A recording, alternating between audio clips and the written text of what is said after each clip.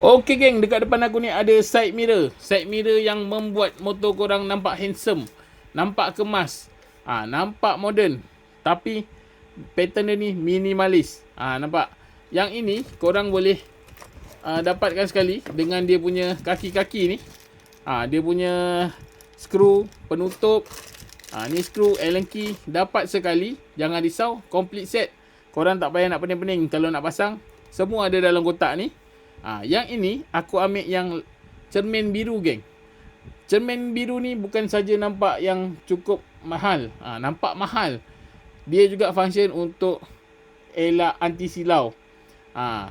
Kadang-kadang malam kita tengok belakang nampak orang punya lampu kan, kita silau kan. Bila pakai cermin biru ni memang tak silau dah geng. Lagi satu dia jelas. Nampak belakang jelas. Yang paling best lah cermin ni geng, belakang dia macam gini. Ini semua solid alloy. Ini korang boleh adjust. Nampak? Boleh adjust. Kalau korang suka side mirrornya capang, korang boleh pakai macam gini. Boleh pakai macam gini. Korang boleh adjust geng, ikut cita rasa korang, ikut kreativiti.